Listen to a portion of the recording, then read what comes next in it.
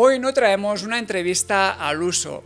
Hoy abrimos una tertulia sobre uno de los temas más determinantes en el deporte, la mente. Y para ello contamos con un invitado especial que lleva años trabajando precisamente ahí, donde muchas veces se decide todo. Francesc Porta es psicólogo del deporte y especialista en rendimiento, con experiencia acompañando a deportistas y equipos en la gestión de la presión, la concentración, los bloqueos mentales y la optimización del rendimiento, y autor del libro Liderarse. A lo largo de su trayectoria ha trabajado con diferentes entidades deportivas y ha ayudado a entender qué ocurre en la mente del deportista cuando todo está en juego. Hoy se sienta con nosotros en esta tertulia del Mindset Pro Podcast para hablar de mentalidad, presión, errores, rendimiento y de lo que realmente marca la diferencia en el deporte. Abre la mente, disfruta y vamos a empezar. Hay muchos deportistas que tienen unas capacidades espectaculares, pero no se lo creen. Es importante el hecho de que la primera piedra de estos deportistas sea un trabajo introspectivo. La psicología no gana partidos, pero hace que no pierdas aquellos que deberías haber ganado. Ricky Rubio de baloncesto, que le explica muy bien que se perdió como persona. Se había creído que solo era jugador de baloncesto. Se despersonalizó. No quería ni coger el teléfono, porque yo sabía que me había roto. Cuando te focalizas tanto, ¿no? en conseguir tus metas, centras un poco también como tu validación personal, ¿no? Solo a ese personaje, a ese deportista, y te olvidas un poco de que tú ya, por ser tú, ya tienes como tu valor intrínseco. Si no descansas bien, tendrás un problema. Si no te alimentas bien, tendrás un problema. Si no tienes un entorno que te facilite el rendimiento, eso es otra barrera. Pero ellos no lo ven y tienen esa falsa creencia de cuanto más entreno, más rindo. Que es explorarse, es buscar aquellas cosas en mí, ¿no? Que yo puedo dar a los demás, pero que además sé que tengo como fortaleza. Ese trabajo introspectivo es la primera piedra del liderazgo. Esos factores motivacionales que yo tengo y que comparto con los demás, ¿cómo puedo hacer para que el otro se empodere? Porque al final eso lo que va a conseguir es que la dinamización entre todos sea un equipo de alto rendimiento. Cuando trabajas tu interior y cuando te trabajas a ti mismo, tu esencia siempre está y puedes sentirte bien contigo mismo. Antes de empezar con la entrevista de hoy, quiero recordaros que al final de la temporada la audiencia votará la entrevista que le haya gustado e inspirado más, y el ganador se llevará este cinturón que veis encima de la mesa como un símbolo de mentalidad, constancia y valor compartido. Bienvenidos a una tertulia más en Mindset Pro Podcast. Los que nos seguís desde los inicios ya sabéis que de vez en cuando nos gusta hacer también el formato tertulia, aunque hoy va a ser un poco diferente, aprovechando que tenemos a un invitado especial. Él es psicólogo de la salud y el deporte, especializado en alto rendimiento. Entonces, lo que vamos a hacer es un formato más híbrido entre conversación y entrevista, tirando más a entrevista. Vamos a hablar de mentalidad en el deporte, de rendimiento, de presión, de superación y de todo lo relacionado con la alta competición. Estoy con Kilian, como ya es habitual en este tipo de formato, y nuestro invitado de hoy es Francesc Porta. Bienvenido, Francesc. Hola, ¿qué tal? ¿Cómo estáis? Muy bien. Es un placer tenerte aquí con nosotros. Y cuando hicimos la primera tertulia, Kilian y yo explicamos un poco cómo fueron nuestros inicios, cómo llegó a nosotros, en nuestro caso, las artes marciales, que a mí en mi adolescencia me ayudaron mucho, y él de más pequeño. Entonces, para iniciar, nos gustaría también saber a ti cómo te llegó el querer dedicarte sobre todo a la parte deportiva y de mentalidad en la psicología del deporte. Bueno, yo supongo que como cualquier deportista, cuando empezamos a hacer deporte siempre tenemos ciertas inquietudes. La mía era un poco el comportamiento, ¿no? El estudio del comportamiento humano, porque un jugador pues rendía más que otro, porque uno estaba pues en momentos de presión que yo empecé jugando a baloncesto y era porque la mete y yo no la meto, ¿no? Y estas cosas. La verdad es que siempre me ha interesado el comportamiento humano y el deporte me enseñó como a vosotros pues muchos valores, ¿no? Son valores inherentes clientes que llevo en mi día a día, y eso me creó la inquietud, ¿no? Cuando empecé a estudiar psicología, de decir, oye, pues ¿por qué no me especializo en lo que realmente es mi pasión, ¿no? Juntar dos pasiones en una era como algo espectacular, y por eso me dedico a la psicología del deporte, ¿no? Luego practiqué tenis, atletismo, y entonces empecé a ver que, bueno, que cada deporte también tenía sus particularidades, y es un campo espectacular, ¿no? Es un campo fantástico para poder desarrollarte como psicólogo, pero también como persona. Es muy interesante. Y actualmente está muy de moda, no sé si se podría decir así, hablar de la mentalidad en el deporte, pero a veces este concepto está un poco difuso, ¿no? Entonces, la mentalidad en el deporte de élite, ¿qué entendemos por mentalidad en los deportistas de alto nivel? Yo te diría que es la capacidad que tiene el deportista de poder centrar todo su foco, su atención, su concentración en aquellos estímulos que le da rendimiento. Esa capacidad de poder centrarse en aquello que sabes que va a dar rendimiento, y desfocalizar, lógicamente, todo aquello que me puede distraer. Yo diría que esa es la capacidad que hace que también la mentalidad, ¿no?, haga que estas personas sean capaces de superarse a sí mismas. No tanto superar al otro, sino superarse cada vez más a sí mismas, ¿no? Diría que es esta la mentalidad de un deportista. Sí. Yo muchas veces tengo la duda también de cómo enfocas el problema, ¿no? Porque a veces cuando un deportista se enfrenta ya a nivel diario, de rutina, a esas dificultades y a esos retos personales que pueden parecer muy grandes, yo lo que me pregunto es, claro, yo en mi vida, por ejemplo, a veces me pasa, ¿no? De decir, hostia, como me centro en un objetivo, pero lo veo tan lejano que me parece como el Everest, por así decir, ¿no? A nivel de metáfora. Pero, hostia, ¿cómo lo haces? Yo creo que al final un poco el secreto puede ser en centrarse en pequeños pasos o en el día a día. Sí, las microacciones, ¿no?, que le decimos, o no microobjetivos, tanto, ¿no? Sí, los microobjetivos. Actualmente, y el deportista que es joven, ¿no?, que no tiene tanta experiencia, el que tiene más experiencia ya sabe decir, oye, a corto plazo, me centro en el corto plazo y ya, lo que dicen los entrenadores, partido a partido, ¿no? Pero el deportista joven tiene esa sensación, ¿no?, de decir, ostras, esto es muy grande. Yo siempre digo que el rendimiento es igual al potencial que tú tengas, menos las barreras. Y me gusta esta fórmula, porque minimizando muchas barreras, que es las que estás diciendo, me cuesta hoy, ahora no tengo el día, hoy me siento más animado, hoy menos, esa constancia, ¿no? Entonces, reducir las barreras muchas veces hace que te salga directamente el potencial, ¿no? Entonces, una manera de empezar a trabajar, ¿no?, como lo que decías, ¿no?, como por dónde empiezo, sería identificando qué barreras tengo en el rendimiento, ¿no?, y empezar a minimizarlas. Cuando empiezas a minimizarlas, el deportista se motiva automáticamente, ¿no? Empieza a salir todo el potencial y digamos, aquí soy bueno, ¿no? Por tanto, sí, sería una de las maneras, ¿no? Y luego, lógicamente, el hecho de marcar objetivos muy a corto, porque eso nos crea sistema. Al marcarlo muy a corto, también tienes la revisión más a corto, y puedes ir viendo, pues, la evolución, ¿no?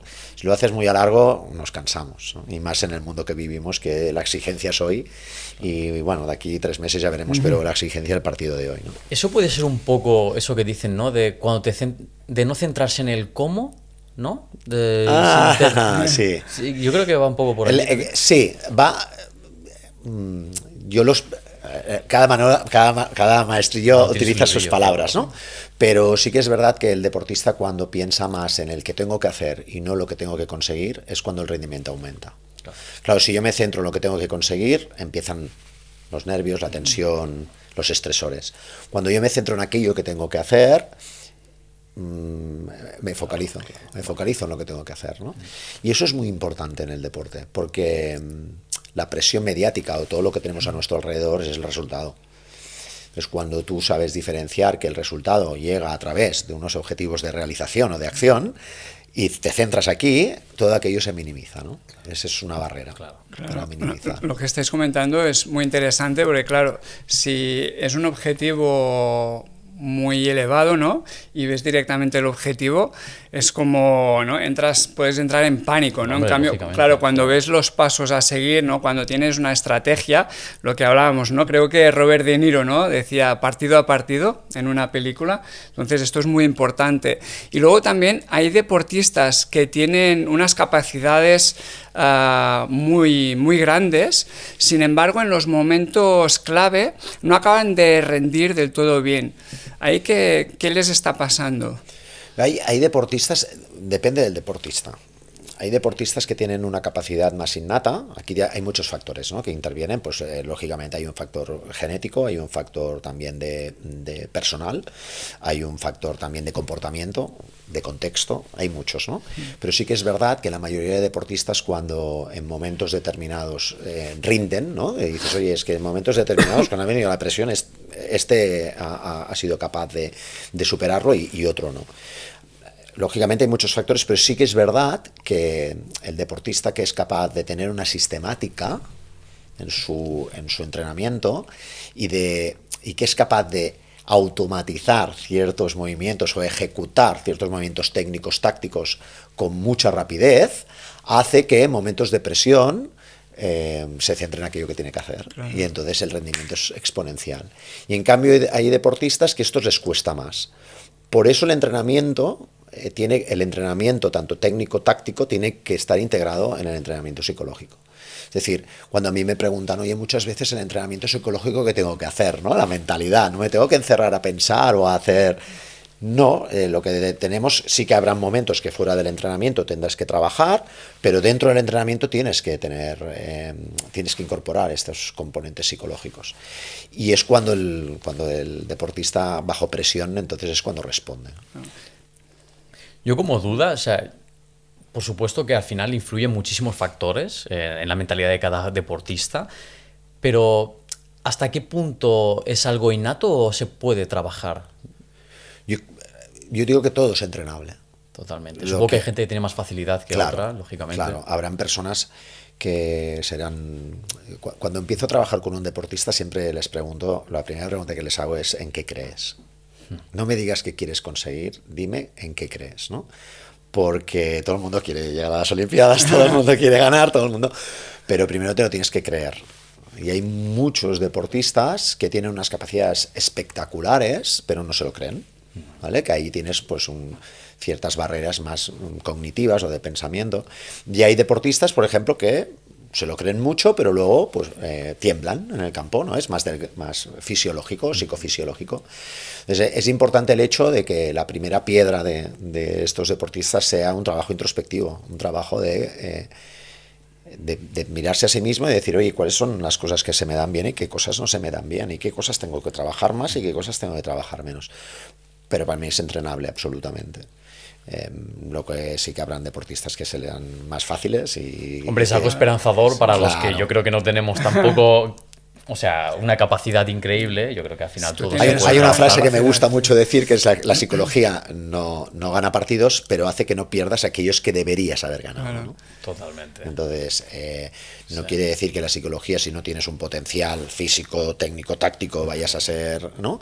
Pero si lo tienes, pues probablemente el potencial que tengas, que puedas mostrarlo en competición. Esa es lo que te va a ayudar, ¿no? El integrar la psicología en el entrenamiento. Claro, y esto creo además que es vital, ¿eh? Ir entrenando para ir creando esta mentalidad sólida, ¿no? Para poder conseguir tus objetivos, porque si no las creencias limitantes al final pues eso te autolimitan, ¿no?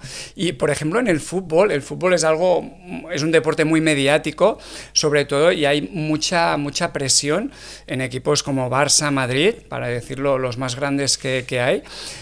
El caso Iniesta, por ejemplo, en 2010, ¿no? Creo que fue antes del Mundial, que después abiertamente lo ha comentado en diferentes entrevistas, ¿no? Que tuvo una situación depresiva y bueno, ganaron el Mundial.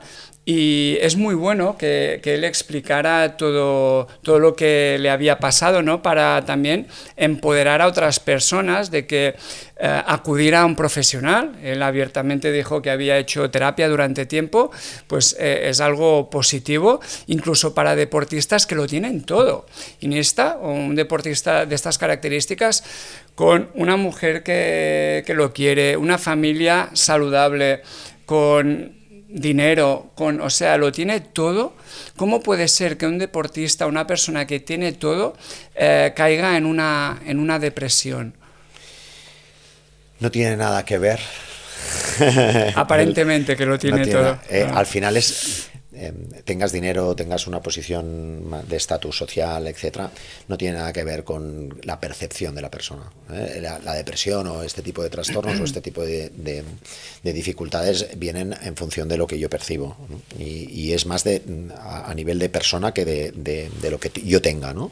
Al final, el caso Iniesta es un ejemplo clarísimo de afrontamiento, ¿no? de esa presión mediática, de esa presión que sufren los jugadores de élite, y que cuando solo tienes eso para poderte evaluar, para poder sacar conclusiones, pues estás muy pendiente de lo que dicen los demás, estás muy pendiente de lo que dice la prensa, estás demasiado presionado por todos los estresores que no están en ti, sino que están fuera de ti, ¿no? Es importante el hecho de que los deportistas puedan tener esos espacios para tener autonomía en la autoevaluación. Es decir, que cuando acaben la competición, cuando acaben sus entrenamientos, tengan esos espacios para saber para que ellos mismos puedan tener criterio de qué están haciendo bien, qué tienen que mejorar, cómo se están sintiendo. Toda esta, yo le digo autoevaluación o evaluación, esos espacios son muy importantes, porque si no los tienes, cuando sales, el único que te está evaluando es el de la prensa, ¿no? Entonces tú tienes que tener tu propio criterio para decir, oye, lo que estás diciendo, estoy de acuerdo con esto y con esto, pero con esto no estoy de acuerdo, ¿no? Porque yo tengo mi criterio. Cuando ese criterio no lo tienes, o lo tienes muy pequeñito, o no lo has trabajado lo suficiente, pues probablemente todo esto te va comiendo. Tengas dinero, tengas fama, no tengas fama. Al final, la percepción del deportista es fundamental. Es la que marca que un deportista pueda estar bien a nivel emocional para afrontar diferentes situaciones de presión. Yo pregunto, ya como una duda personal, la autoexigencia, yo creo que también hasta cierto punto hay que como entrenarla un poco y cortar y pararle un poco los pies, ¿no? Porque supongo que hasta cierto punto es positiva, pero si tienes una autoexigencia un poco tóxica, que puede ser que sea perjudicial. Sí, y depende de dónde centres tu autoexigencia. Si tú centras tu autoexigencia en cosas que no dependen al 100% de ti, empezamos a tener un problema. Claro. La mayoría de deportistas empiezan a tener estos problemas cuando empiezo a dar demasiada importancia a aquellos factores que no dependen de mí. Totalmente. Bueno, el ejemplo claro es ganar o perder. No depende al 100% de ti. ¿Dónde tienes que centrar tus esfuerzos? En aquellas cosas donde yo puedo influenciar para que ese resultado sea positivo para mí. Lo que hablábamos de los objetivos de realización, ¿no? El centrarme en aquello que depende de mí para que cuando el deportista ve o relaciona que aquello que yo estoy haciendo tiene influencia en el resultado, pero que mi exigencia tiene que estar en lo que hago, no en lo que consigo, es cuando empezamos a hacer una autoexigencia sana, que le digo yo, ¿no? ¿Por qué? Porque estás centrándote en aquello que yo puedo hacer y que puedo influir. Claro, aprender un poco también a soltar el control de lo que no está en tus manos, supongo, ¿no? Absolutamente. El alto rendimiento exige el renunciar a cosas. Totalmente. Cuando tú no renuncias a todo, es cuando te crees que influencias o que puedes influenciar en todo. Y ahí es cuando te frustras. Y aprender, supongo, también a aceptar la realidad que es. A veces hay muchas cosas que escapan de nuestro control, que no son como nos gustarían, pero aprender, supongo, a rendirte un poco a eso y aceptarlo para centrarte otra vez en ti, ¿no? Supongo. Sí, de hecho, como la mayoría de deportistas que trabajo, la aceptación es un trabajo diario, ¿no? El tener que aceptar, ¿no?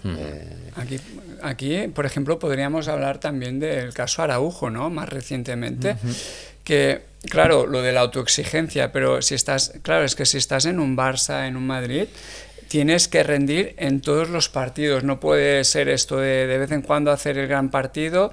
Tienes que mantener una línea en el alto nivel. Araujo, a raíz, ¿no?, de un fallo en Champions, no sé si fue esto lo que lo que fue clave para que se viniera abajo, que se tuvo que retirar, no sé en qué país. Sí, yo creo, bueno, no sé creo si que se fue a Israel, creo, a hacer, bueno, aparte él es muy cristiano, creo que fue a hacer un retiro más espiritual. Un retiro y espiritual, tal. se fue como un mes, una cosa así. Sí, yo creo que fue más el detonante, quizá, ¿no? Que... Sí, ahí Porque estoy muy de acuerdo contigo. Araujo ya llevaba una serie de situaciones muy complicadas para él.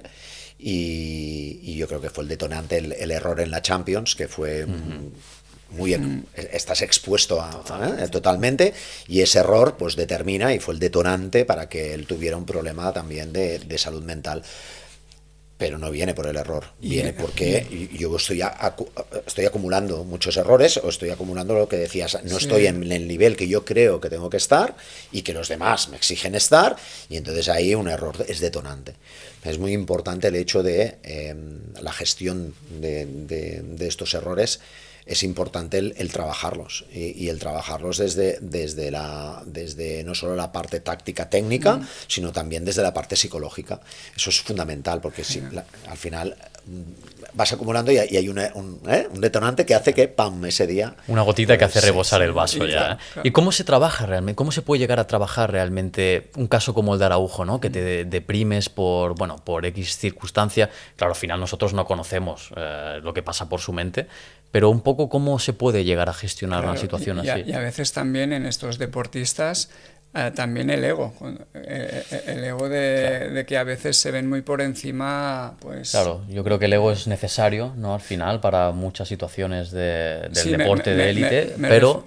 Sí. Me refiero, cuando por ejemplo acude al psicólogo, por ejemplo, a veces hay deportistas que tienen un ego tan elevado que incluso... es complicado trabajar con ellos, ¿no? Porque si se ven muy por encima, es como que cómo los pones, ¿no? A la altura y decir, yo soy el profesional y me tienes que hacer caso, ¿no? Tienes que seguir las instrucciones. ¿Cómo se lidia con estas personalidades? Estáis hablando del ego, que es una parte muy importante del deportista, pero sí que es verdad que hay que equilibrar, para decirlo de alguna manera, el hecho de que su motivación no puede ser solo aumentar mi ego, ¿no? Porque es muy fácil. Si yo solo me dirijo y mi motivación, ¿no? Toda mi energía va a aumentar mi ego, cuando hay un error, mi ego se va. No tengo sustento, ya no tengo nada en que agarrarme, ¿no? Entonces es importante que el deportista tenga muy claro que su motivación tiene que venir de acciones, ¿no? o de hábitos que vengan desde su persona, ¿no? Y entonces equilibrar muy bien. Es lo que muchas veces se dice, ¿no? Cuando trabajas con un deportista, que cuando las cosas le van muy bien le tienes que bajar, y cuando las cosas le van muy bien le tienes que subir, ¿no? Entonces buscar ese equilibrio es fundamental, es una parte más emocional, pero es fundamental para que él entienda que cuando las cosas le van muy bien no es tan bueno, y que cuando las cosas le van muy mal no es tan malo. Y eso requiere sistema, requiere una sistemática. Para mí la gran diferencia entre un deportista que supera estos momentos y a otras personas que les puede costar más es que vuelven a recuperar su sistema de trabajo. Y ese sistema de trabajo tiene que tener pues esas partes muy fundamentales, que es, oye, cómo yo desde mi persona pienso, ¿no? Desde mi persona siento y desde mi persona hago, ¿no? Hay una entrevista, por ejemplo, cuando volvió Ricky Rubio también, que es un caso de baloncesto, cuando volvió de la NBA y hizo la primera rueda de prensa cuando volvió aquí a jugar con el Barcelona. Esa rueda de prensa es fantástica, porque él explica muy bien que se perdió como persona, que él lo que le hizo estar mal es que solo era, y que se había creído que solo era jugador de baloncesto, y que cuando solo tenía eso, pues para su percepción era que la gente ya no le quería a él como persona, le quería como jugador. Entonces se despersonalizó, claro, absolutamente. Hay que hacer un trabajo muy importante para que estas personas no vean que no valen como persona por ser solo jugadores de baloncesto o solo futbolistas de élite. Valen como persona por muchas otras cosas. Y esa parte es muy importante para equilibrar el ego. Sí, yo esto había escuchado también en actores que a veces se meten tanto en el papel, si están mucho tiempo, si es una serie, Es exactamente lo mismo. se quedan como, se les come el personaje, ¿no? Que dicen. Claro, eso pasa también, yo creo, un poco al final cuando te focalizas tanto, ¿no? en conseguir tus metas, en conseguir tus objetivos a nivel deportivo, que te centras un poco también como tu validación personal, ¿no? Solo a ese personaje, a ese deportista, y te olvidas un poco de que tú ya, por ser tú, ya tienes como tu valor intrínseco, ¿no? Digamos, como tu valor... Sí, sí, sí. El otro día un deportista me decía, hombre, Francesc, pero ¿por qué haces que tenga que registrar como descanso? Me decía, ¿no? Digo, es que claro, tú eres persona y tu descanso es tan importante como tu entrenamiento. Entonces hemos de ver si descansas bien. Si no descansas bien tendrás un problema. Si no te alimentas bien tendrás un problema. Si no tienes un entorno que te facilite el rendimiento, eso es otra barrera. Es decir, pero ellos no lo ven, porque es lo que dices tú. Ellos están focalizados en su entrenamiento y tienen esa falsa creencia de cuanto más entreno, más rindo. Y no es cierto. En alguna ocasión he explicado algún caso, ¿no? de alguna... He trabajado también en el mundo de la natación, es decir, la sobreexigencia, ¿no? de estar tanto rato en el agua, y al final estas personas, cuando se dan cuenta de que, oye, el descanso es tan importante como estar dentro del agua, es cuando empiezan a equilibrar, ¿no? Y es muy importante esta parte, es muy importante porque cuando hablamos de entrenamiento mental o entrenamiento psicológico, esto es una parte fundamental, una parte fundamental. Sí. Y me gustaría entrar también un poco en los deportes de combate. A nosotros no sé si has trabajado con deportistas de competición, Sí. de artes marciales, sobre todo de contacto, ¿no? Entonces, claro, en general en los deportes siempre, en el fútbol te pueden hacer una entrada, te pueden lesionar, te puedes hacer daño en cualquier deporte, en el baloncesto. Sin embargo, en los deportes de contacto, tú entras en una jaula, hablando de MMA, y tú quieres, o sea, tú sabes que te van a pegar sí o sí, a no ser que seas Topuria, que lo esquivas todo. Entonces, claro, ahí hay miedo. Los deportistas de contacto lo dicen, ¿no? Que hay miedo. Quien dice que no tiene miedo, siempre hay, ¿no? Un miedo. ¿Cómo se gestiona este miedo antes de, ya los días previos, ellos normalmente hacen un training camp, los que están en altos niveles, ¿no? De 3 meses aproximadamente, 12 semanas, y durante este training camp, claro, hay muchos altibajos. Ahí es muy importante, ¿no? También tener a un psicólogo deportivo, a un coach que los acompañe. Sí, actualmente, de hecho, trabajo con 3 o 4 luchadores que sí que es verdad que hay una parte, que tiene que haber una parte de aceptación de que saben que pueden recibir un golpe y esa aceptación es importante. Porque el objetivo es ir a noquear. Claro, porque lo mismo que yo quiero, ¿no? El otro también quiere Sí. hacer conmigo. Por lo tanto, ahí tiene que haber una parte de aceptación. Si ellos no lo aceptan, entran miedo. Me puedo hacer daño, entonces cuando... Luego hay una parte importante, porque es un deporte de contacto, de activación. El cuerpo no puede estar... son deportistas, en diferencia de otros deportistas, de otros deportes, son personas que tienen que tener un nivel de activación más alto. Y tienen que estar con un nivel de tensión más alto. Eso hay que entrenarlo, porque muchas veces el cuerpo también se agota. Y ahí hay que entrenarlo. Y luego la tercera cosa que creo que también es muy importante es el hecho de la capacidad de reacción. La capacidad de reacción hay que entrenarla. Esos árboles de decisión, yo los entreno mucho con este tipo de deportistas. ¿Por qué? Porque ellos no van a tener tiempo de pensar en el combate. Ellos tienen que reaccionar, ¿eh? Y esa capacidad de reacción tienen que tener muy claro cuál es la alternativa, ¿no? Si pasa esto, tengo esta opción. ¿Cuál voy a utilizar? Y entrenarla muy bien en entrenamiento, para que luego en competición eso aparezca rápidamente con el poder de reacción o la capacidad de reacción. Y también muy importante el hecho de que en los entrenamientos se les ponga mucha presión. Yo le digo, en los entrenamientos les pongo carga cognitiva. ¿Qué quiere decir carga cognitiva? Que tengan que estar pensando precisamente en el entrenamiento, porque cuando le quitas esa carga en competición es cuando reaccionan más rápido. Por lo tanto, la carga cognitiva en entrenamiento es muy importante. O sea, no pueden entrenar con esa parte de poca presión. La presión la tenemos que poner en el entrenamiento y quitarla en la competición. Son maneras de entrenar lo que comentabas, ¿no? Claro, luego cuando entran en el ring o en la jaula, dependiendo de la disciplina, ya es como, ya lo han estado viviendo, han vivido mucha presión y ya están, pues... Claro, yo esto lo puedo llevar un poco a mi experiencia personal, que yo tuve, yo al final, abiertamente, yo voy una vez al mes con mi psicóloga y todo, ya no solo a nivel deportivo, sino a nivel terapéutico, porque me va fenomenal y creo que es algo que se tiene que normalizar, vaya. Claro, o sea, que creo que hoy en día está súper normalizado.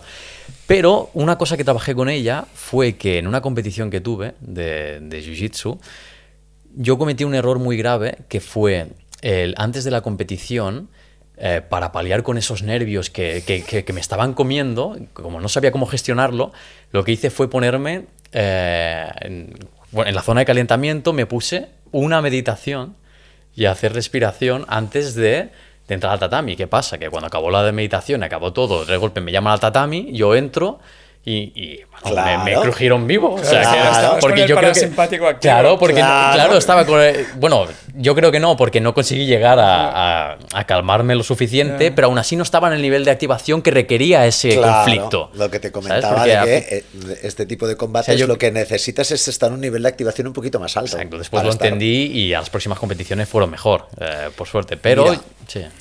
Para mí es más importante lo que hace un deportista en la precompetición y en la postcompetición que en la competición. Claro. Muchísimo más importante. O sea, le doy muchísimo más peso a lo que hace antes y después. Porque cuando competís y de hecho muchos me decís, oye, he salido y me ha salido todo bien porque, ostras, no he pensado. No, me ha salido todo sin pensar. No, perdona, has pensado bien. La diferencia es que hoy has pensado bien. ¿Qué quiere decir? Que, claro, el deportista automatiza muchas cosas y es cuando tienes muy claros esos árboles de decisión, el poder de reacción, la capacidad de reacción es muy rápida. Ahí es cuando tú fluyes, ¿no? Y cuando dices, ostras, he reaccionado bien, estoy bien, etc. Pero eso requiere un nivel de activación óptimo. Si no entras a un nivel de activación óptimo y no lo has hecho antes de la competición, o sea, en la precompetición menor, es decir, justo antes de entrar al tatami, tienes un nivel de activación que no es óptimo. Claro, a mí, por ejemplo, lo que me pasó y noté muchísimo es que, aparte de esto, no iba bien mentalizado a nivel de que llevaba muchos años sin competir y cuando volví esto es un entrenamiento más, al final voy a...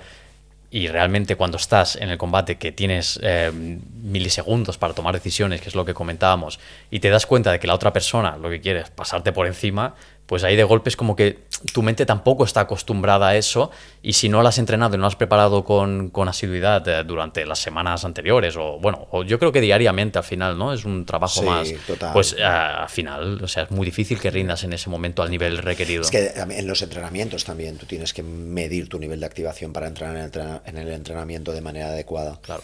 No, si lo haces entrenando cada día, cuando vayas a competir también es un hábito, ¿no? De la precompetición que tú ya tienes adquirido. Cuando tú no lo haces entrenando, lo quieres hacer en la competición y ves que no eres capaz.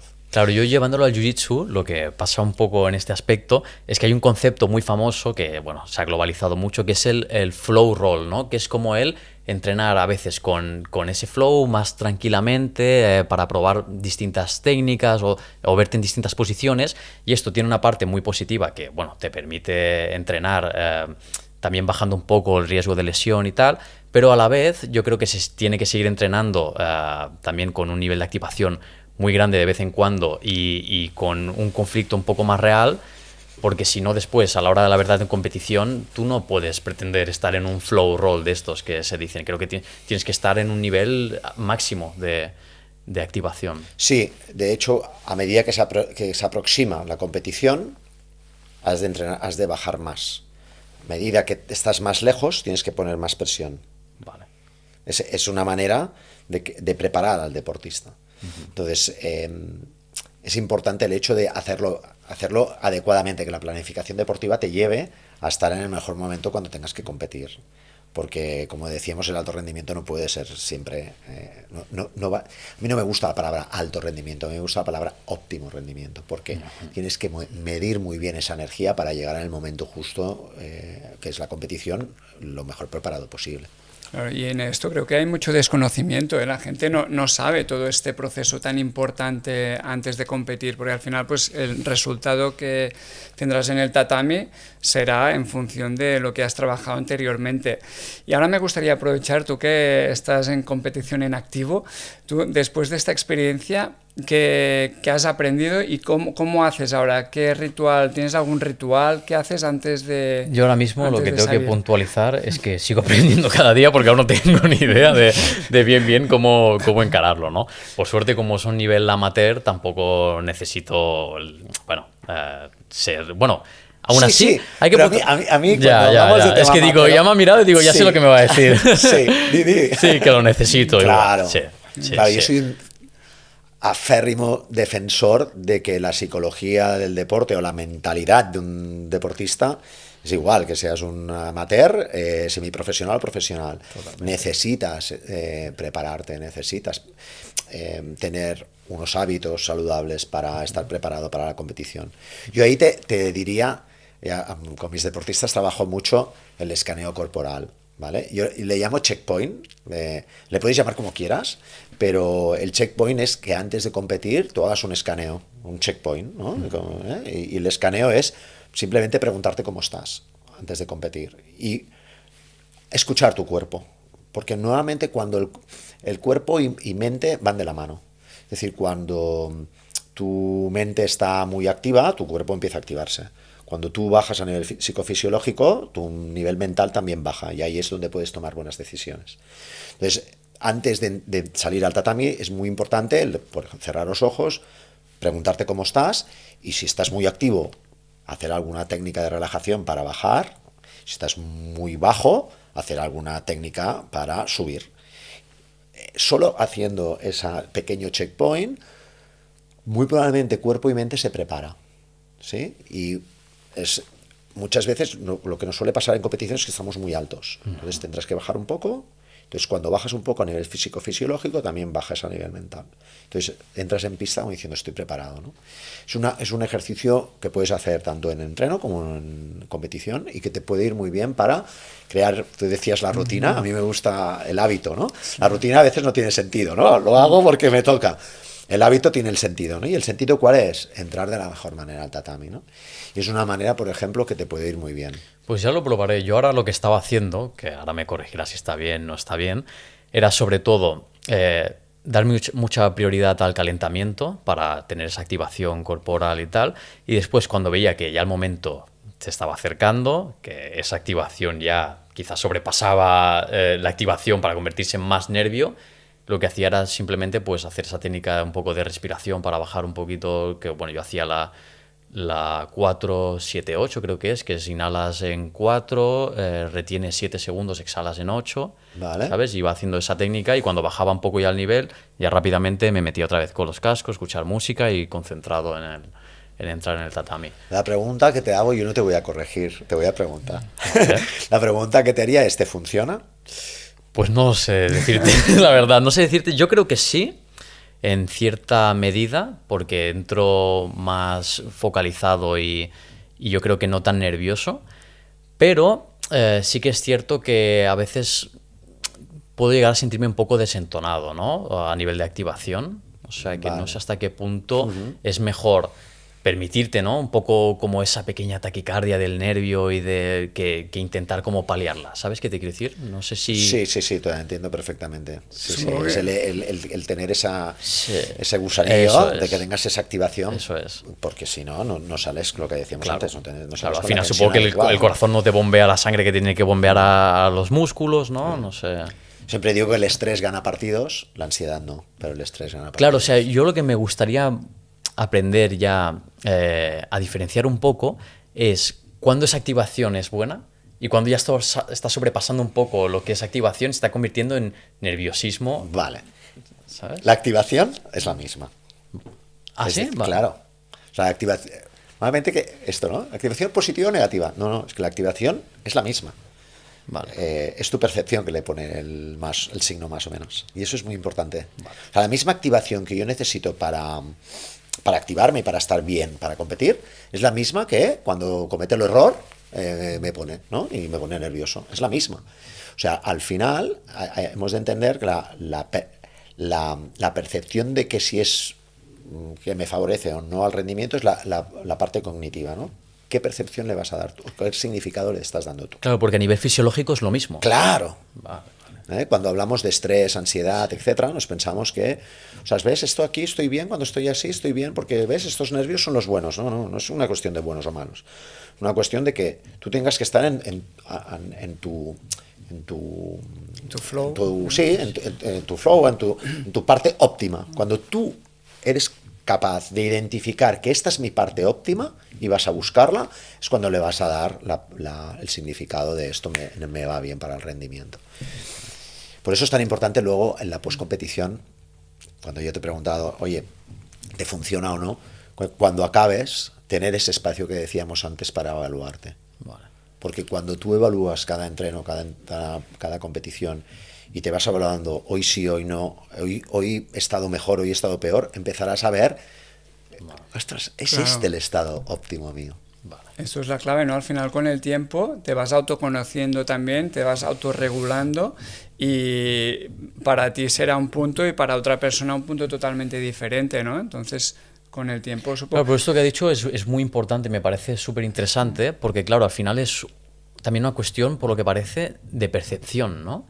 De decir, hostia, vale, estoy con un nivel de activación que quizás está sobrepasando un poco lo que yo creo que es óptimo, pero decir, hey, pero estoy activo, ¿no? Estoy con un buen nivel de activación, ya está, no pasa nada. Incluso tener cierta ansiedad, ¿no? Ansiedad no tiene que ser negativa de por sí, claro, puede yo ser creo que una al ansiedad final... positiva, ¿no? De Claro. activación. Y luego en la PNL, por ejemplo, se habla mucho de los anclajes, ¿no? Las asociaciones. Yo, por ejemplo, yo he trabajado también con deportistas y otros temas, ¿no? Y hemos trabajado mucho los anclajes. Para ti, que veo que sí que has trabajado Sí, con anclajes, y qué tanto. importante es activar, yo por ejemplo en artes marciales me gusta activar el modo luchador.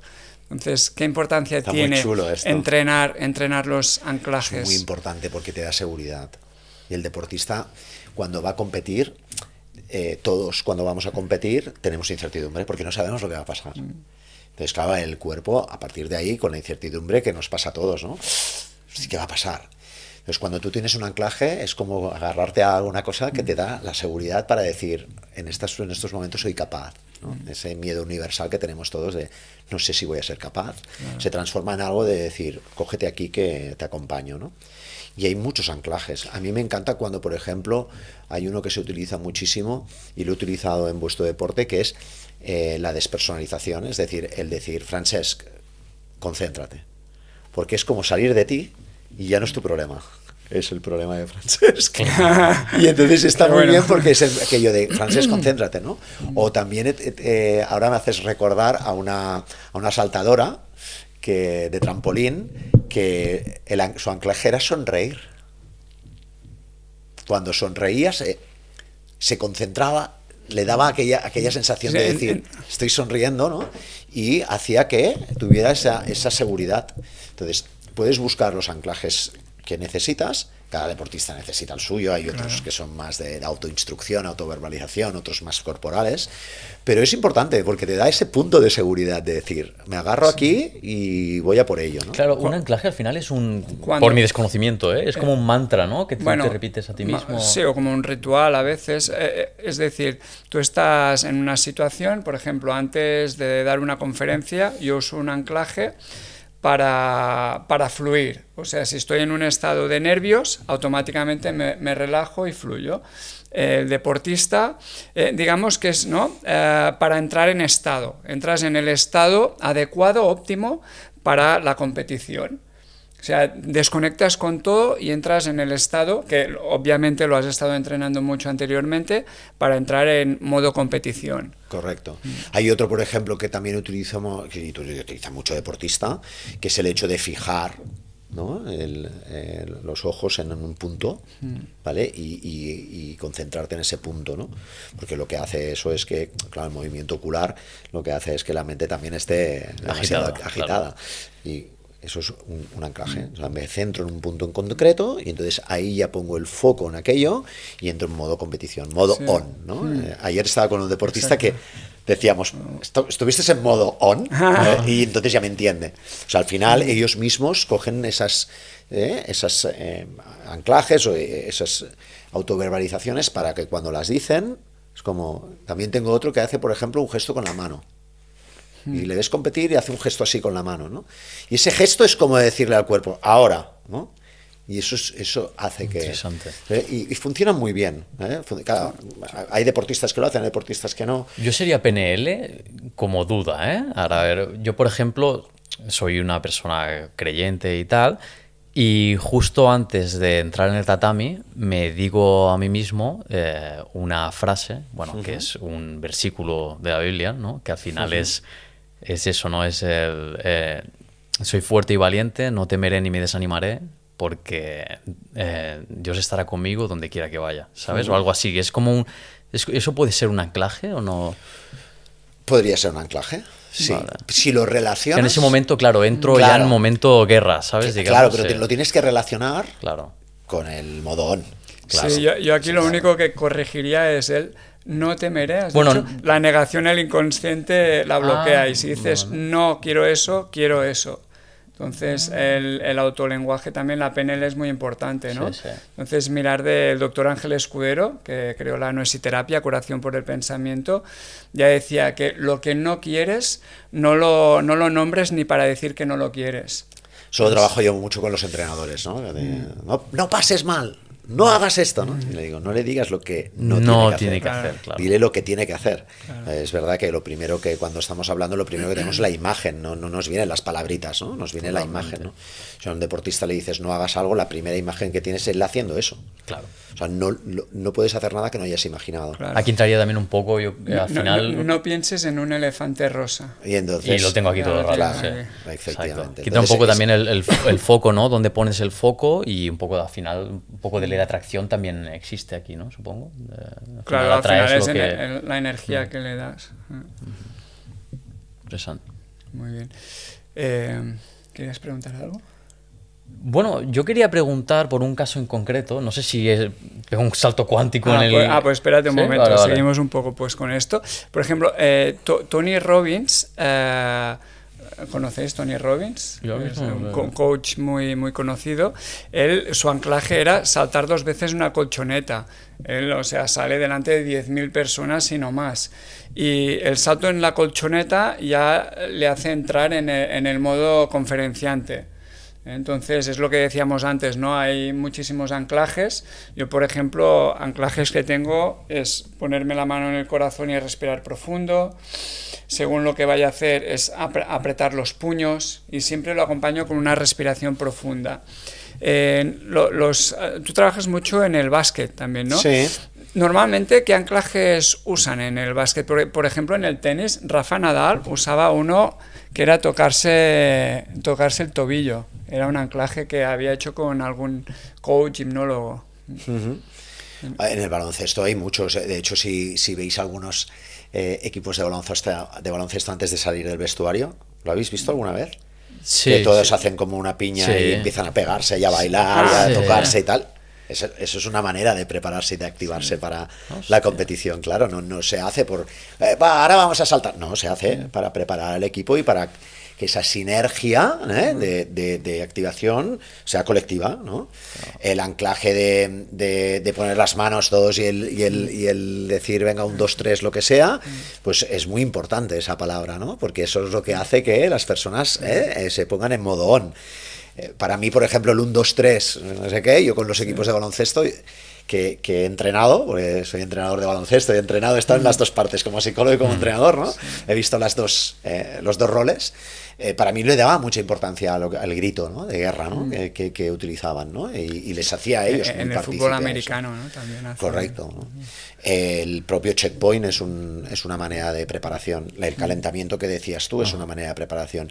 El marcar muy bien qué objetivos de realización nos planteamos hoy en el partido, es muy importante. Porque claro, si solo nos fijamos en, oye, tenemos... Yo le digo que la motivación es dar motivos, no es animar, ¿no? Pero la mayoría es de, hoy tenemos que ganar, más presión, más tal. Pero son cosas que no ayudan al deportista a focalizar, ¿no? Entonces, el marcar todos estos objetivos de realización ayuda a que el deportista pueda tener muy rápidamente pues seguridad en la competición, que es lo que vamos a buscar. Y esto sí he insistido bastante porque quería que quedara muy claro, ¿no? Porque es súper importante y que la gente pues lo aprendan, ¿no? Lo de usar anclajes, asociaciones para cuando vayan a hacer cualquier tipo de actividad. Y luego el tema de la visualización, visualizar antes de la competición los escenarios posibles, la resolución imaginando de lo que puede suceder. Por ejemplo, en el combate sería, pues si me hace un agarre así, saldría de esta manera. Aquí hablamos ya de neuroplasticidad cerebral. Absolutamente. ¿Cómo de importante Mira, es? yo trabajo la visualización con realidad virtual con los deportistas. Ajá. Porque hay deportistas que tienen mucha facilidad a imaginar, a la práctica imaginativa. O sea, tú les pones en situación, les dices que bueno, pues una situación, es igual de fútbol o de baloncesto, ¿no? Una situación táctica o técnica que tengan 3-4 opciones. El defensor me viene más cerca, entonces te paso la pelota. O no, me deja a distancia, tiro, ¿no? Entonces, este tipo de toma de decisión, hay jugadores que lo pueden practicar, ¿no? Pero hay jugadores que les cuesta más. Que les cuesta más la visualización. Entonces, poniéndoles las gafas de realidad virtual, se trabaja muy bien la visualización, porque ahí el deportista entra rápidamente en una situación más de realidad, ¿no? Entonces, el cerebro ahí no distingue la realidad de la ficción, y entonces, como ver una película que me pongo a llorar, ¿no? Pues ahí ellos también empiezan a notar en el cuerpo lo que van a notar luego a jugar. Para mí la técnica de visualización es de las que más trabajamos en la psicología del deporte. Vale. Y las que más invitamos a... Bueno, yo te diría que son dos: la visualización y las técnicas de relajación. Las técnicas, como la técnica de relajación de Jacobson, la progresiva de Jacobson, que se utiliza muchísimo. La respiración, hablabas antes de la abdominal, también la clavicular, etcétera, se trabaja muchísimo. Y yo te diría que la visualización son las 3 técnicas que se trabajan más. Y hablando de los anclajes, pues ahí puedes introducir un anclaje para que pueda simular competición y pueda prepararse, ¿no?, a esa simulación en competición. Claro, al final con la visualización pues ya has visualizado los diferentes escenarios, y cuando te encuentras en uno de ellos, en un combate por ejemplo, esto tú lo puedes utilizar mucho. Cuando te encuentras en una situación, ya has vivido a nivel neurológico cómo has salido de esta situación, y luego pues simplemente es hacerlo. Esto Ilia Topuria hablaba mucho sobre este tema también. Antes de cerrar las artes marciales, ¿qué te parece si comentamos algún caso de superación? Sí, yo, ya te quería comentar, por ya ir ahondar un poco más específicamente de mi luchador favorito de la UFC, que es Charles do Bronx Oliveira, vale. que es un crack. El mayor, el mayor finalizador de la historia de la UFC. Yo tengo un poco de duda al final hasta qué punto ha influido su mentalidad y su trabajo personal en superar todas las adversidades que ha ido teniendo él y todos los obstáculos durante su vida. Al final, Charles es un chico brasileño que nace en una favela muy pobre de Brasil.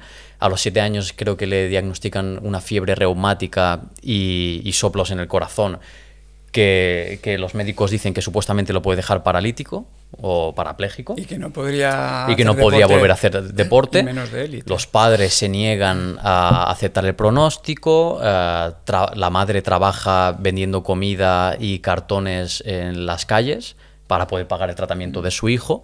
Su hijo Charles empieza a entrenar jiu-jitsu con 12 años hasta en cemento, porque no tenían ni tatami en aquella época en su barrio. Y bueno, empieza a ganar muchísimas competiciones, ¿no?, con su resiliencia. Empieza a hacerse muy bueno también a nivel de striking, que es un poco el boxeo y el Muay Thai. Y bueno, se convierte en cinturón negro de jiu-jitsu brasileño. da el salto a las MMA entrando en la UFC, que es la mayor compañía del mundo, y convirtiéndose en campeón del peso ligero, campeón BMF, que es actualmente, y convirtiéndose también en el... No hace falta que digas que significa. No, Históricamente el mayor finalizador de las artes marciales mixtas. Entonces, el tema es esto, el tema ¿no? Es este, ¿no? En las artes marciales hay muchas experiencias de superación en muchos de los... A mí lo que me encanta de la UFC es que hay historias de superación impresionantes. Las encuentras en muchos deportes, en muchísimos, en el vuestro por supuesto, ¿no? Porque es un deporte de superación. Totalmente. Entonces yo creo que sí que influye muchísimo. O sea, a mí me apasiona estudiar qué tienen estas personas que no tenemos Eso el resto, ¿no? Y qué cosas hacen que les permite, ¿no? el afrontar estas situaciones con esa... Y al final, siempre te podría poner muchos más ejemplos, como el que acabas de poner, pero sí que es verdad que la clave es que estas personas han transformado esa dificultad en una oportunidad, ¿no? Yo creo que ahí está la clave, ¿no? El transformar esa situación complicada. Muchas veces piensas, no, bueno, es que son personas que tienen muy poco a perder, por eso, ¿no? Hay eso, ¿no? Pero no es del todo cierto, porque hay personas que también no han llegado a hacerlo y también han estado en chabolas o han tenido situaciones muy complicadas en su vida. Pero es eso, ¿no? Coger esa dificultad y tener la capacidad de decir, dentro de esta dificultad yo voy a sacar, ¿no? Lo mejor de mí y voy a intentar transformarla. Eso yo creo que es brutal, ¿no? Verlo en deportistas. Por eso es tan importante el hecho de que el deporte nos da esa oportunidad a transformar esos valores y esos ámbitos de la vida a transformarlo en algo, ¿no? que tenga un retorno. Eso es guay, ¿no? Esa mentalidad de decir, vale, me ha pasado esto, ¿qué puedo hacer con esto? ¿No? Sí. ¿Cómo puedo transformarlo? Entramos yo le llamo el huevo frito, pero lo puedes llamar como quieras. No, está guay. Que es el hecho de cuando estás en la yema o en la clara, ¿no? La situación que puedas vivir en tu vida, si te centras en la yema, que son en las cosas que dependen de ti, o en la clara, ¿no? Que son aquellas cosas que no dependen de ti. En situaciones tan complicadas, muchas personas tienen esa capacidad de transformarlo entrando directamente en la yema, ¿no? O sea, es una capacidad. De hecho, en el Bielsa, entrenador de fútbol argentino, sí. decía que prefería los jugadores que habían jugado en el barro, porque tenían eso, ¿no? En Argentina hay muchos de estos. Sí, es decir, yo prefiero ese jugador que el jugador que me venga de la gran escuela de fútbol, de no sé qué, ¿no? Porque sé que tiene eso, ¿no? Que tiene esa capacidad de transformar esa dificultad en oportunidad, ¿no? Tenemos muchos... A día de hoy, por ejemplo, ayer escuchaba a Aitana Bonmatí del fútbol femenino del baloncesto del Barça, que ha estado lesionada 5 meses y que explicaba con una naturalidad increíble, que decía que gracias a esa lesión había aprovechado para entrenar otras cosas que no había entrenado en su vida, para estar más con la familia, o sea, había transformado eso en una oportunidad para mejorar como persona y como profesional, ¿no? Es increíble, o sea, son personas que tienen esa, ¿no? Sí. Pero es una capacidad, ¿eh? Y de nuevo es algo entrenable, otra vez, claro. También, absolutamente, ¿no? Por eso muchas lo decías, ¿no? Tengo mi psicólogo, tengo esto me viene la sonrisa, ¿no? Porque al final tener una persona al lado que te haga de espejo, que te ayude a ver estas cosas, puede cambiar tu vida. Y totalmente. Eso, bueno, para mí es por eso hago de psicólogo, ¿no? Para al final el objetivo final o la misión final es ayudar a los demás, ¿no? a poner ese granito y que puedan verlo desde otra perspectiva. Y claro, lo que comentabas del barro desde pequeños, claro, si ya desde pequeños vas forjando esta mentalidad, pues luego esto de ganado que tienes, ¿no? Claro. Y me gustaría comentar otro caso también, no sé si te suena, tú sí que lo conoces, el de Echer Sosa. Echer Sosa también es un peleador que ha entrado hace poco en la UFC, de artes marciales mixtas. Su hermana falleció de cáncer y él quedó campeón él estaba en pleno training camp, estas 12 semanas de entrenamiento, Y siguió y fue campeón de WOW, que era la empresa donde está ahora metido Ilia Topuria y recientemente Cristiano Ronaldo también.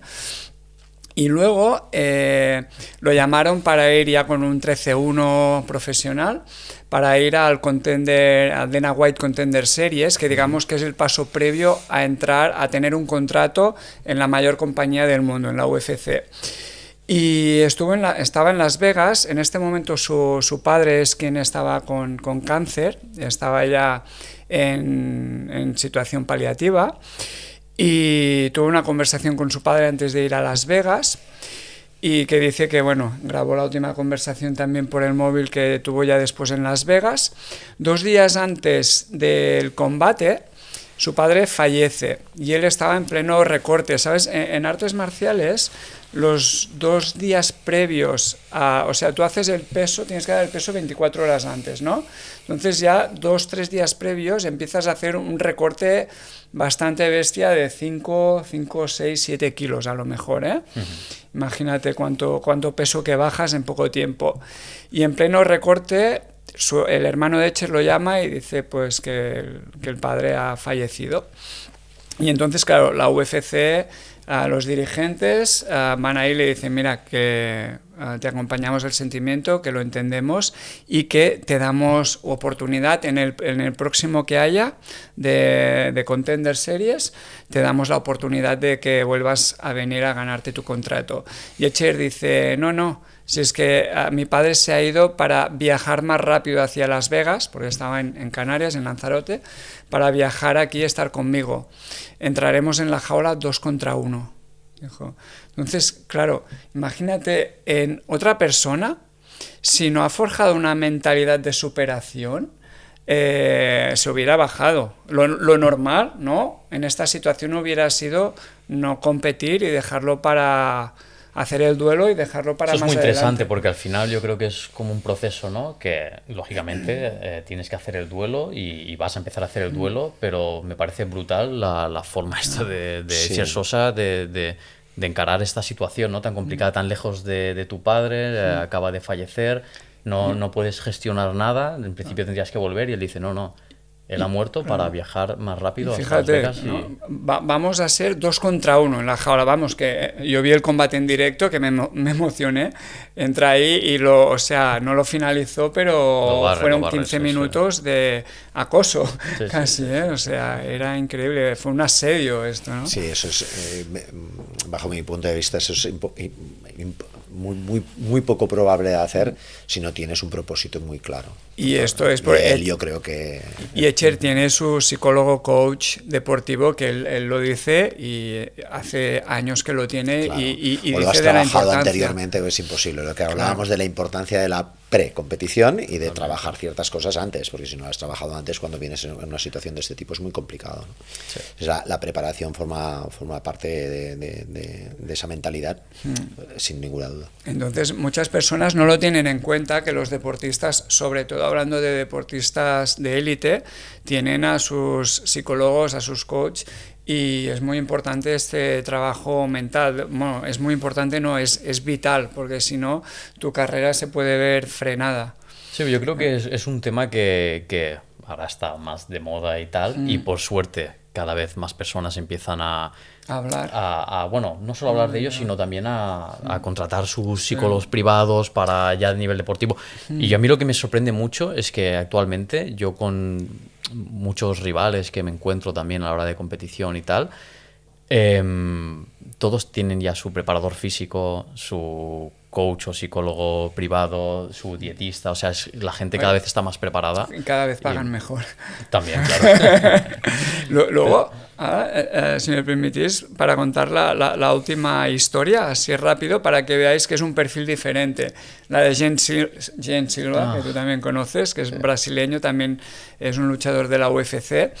Él vio como de pequeño, claro, no se puede usar esta palabra de bio, cómo abusaban de su madre. Él lo vio y vio como su madre, ¿cómo lo diría? Terminaba, para no decir la palabra que si no me cortan, terminaba con la vida de los que habían abusado de ella. Esto Jan Silva lo vio, era pequeño. Luego, además, su hermano falleció, no sé de qué falleció, pero también de una forma traumática, han explicado. Y él ha desarrollado durante este tiempo como un tic, que es antes de salir a competir, hace como... Como unos ladridos. Como unos ladridos. Ladre, hace hace como unos ladridos. Claro, a nivel psicológico, ¿qué opinas de esta situación? Porque él ha desarrollado esto, pero al mismo tiempo dirías, esto es un tic de un trauma, ¿no? Pero al mismo tiempo lo usa como antes de salir a la competición. No sé, es un caso un poco extraño, lo veo. Sí, deberíamos preguntárselo a él, porque es un caso... Pero sí que es verdad que desde fuera y con el desconocimiento que él lo ha transformado, ¿no? Lo que decíamos, ¿no? Que por era la característica, ¿no? Ha cogido eso y lo ha transformado. Es una transformación a prepararse para la competición, por eso coge esos aullidos, ¿no? Y los transforma para prepararse, ¿no? Antes decíamos de la mentalidad de un deportista y realmente la superación de estos momentos complicados forma parte de esa mentalidad. Esa es la capacidad, ¿no? Decíamos, ¿no? De la superación a sí mismo, ¿no? Y pienso que son claros ejemplos. Muy bien, y ahora, ¿qué os parece si abrimos el bloque de liderazgo? Justo estaba pensando ahora, porque es lo que más ganas tenía de Es un preguntarme. bloque que a ti te gusta mucho y además aquí tenemos un ejemplar de este maravilloso libro, que ya lo podéis comprar. ¿En qué plataforma? Está en Bubok, a través de mi página web, francesporta.com, o en Bubok, que es la editorial que lo ha publicado. Y se llama Liderarse y dice método EMET. ¿Qué es el método EMET? Explícanos un poco. Bueno, la verdad es que el método es lo que hablábamos antes de esta sistemática que una persona tiene que aplicar a su vida, ¿no? Al final el método EMET las tres son 4 dimensiones, ¿no? Que es el explorarse, el motivarse, el empoderar y el dinamizar, ¿no? Y entonces en cada una de esas dimensiones en el libro pues lo que intento es dar un plan para que las personas puedan liderarse a sí mismas. Estamos en un mundo donde no podemos esperar que nadie nos lidere, sino que hemos de coger, ¿no? Para mí el liderazgo es individual, pero se ejecuta o se pone en práctica de manera colectiva. Por eso la frase del liderazgo al autoliderazgo colectivo. Y es una manera de compartir este método que me ha servido para ayudar a tantos deportistas y a tantas personas de alto rendimiento, porque también el método lo puede utilizar cualquier persona que quiera rendir de una manera más óptima en su vida, y que eso le pueda dar bienestar y rendimiento. Para mí van de la mano, es decir, cuando una persona se rinde y se siente que aporta en su vida, pues hace que pues se sienta mejor y que pueda entrar en esa dinamización, en ese sistema que hablábamos antes, ¿no? De ir mejorando día a día, ¿no? Al final está dedicado a todas aquellas personas que buscan diariamente pues a dar lo mejor de sí mismas. En un equipo ya hay personas que ya de forma innata, ¿no? Tienen como este espíritu más líder, ¿no? En un equipo, ¿cómo de importante es que haya un líder? O si también es bueno que haya más de un líder.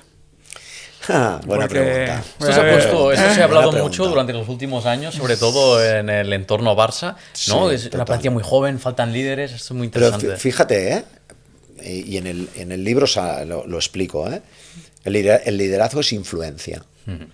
Cuando hablamos de liderazgo hablamos de influir, ¿no? Al otro. Por tanto, siempre hay diferentes líderes, siempre. Y en un equipo deportivo se ve enseguida, ¿no? Al final siempre pensamos en el líder, que es el entrenador, ¿no? En el libro también explico en una entrevista a José Mourinho, que es entrenador de fútbol, ¿no? Sí, histórico. Polémico. Vale, pues él decía, ¿no? Él decía que en el vestuario la mejor, cuando ha disfrutado más, es cuando ha tenido esos líderes silenciosos en el vestuario, porque él se ha podido dedicar a entrenar y no a tener que poner orden, ¿no? Al final es una realidad que el liderazgo es influencia. Por tanto, si el liderazgo es influencia, en los equipos siempre vas a ver diferentes influencias. Ese líder silencioso siempre va a estar. Pero además no siempre es la misma persona. son diferentes personas que se influencian. Cuando uno destaca por encima de los otros, es cuando realmente ha entrado en un sistema que hace que los otros se vean muy influenciados por él. Entonces, en el Barça o en los equipos, cuando dicen tenemos ese líder normalmente lo ejerce aquel que tiene más experiencia. ¿Por qué? Porque está más preparado, lo que hemos hablado antes, tiene más experiencias que ha vivido y que puede anticiparse a lo que puede pasar, ¿no? Y eso da mucha seguridad. Por lo tanto, la respuesta sería que el líder silencioso siempre está, y no siempre tiene que ser el rol de una sola persona, ¿no? Sino que ese líder se tiene que crear entre todos.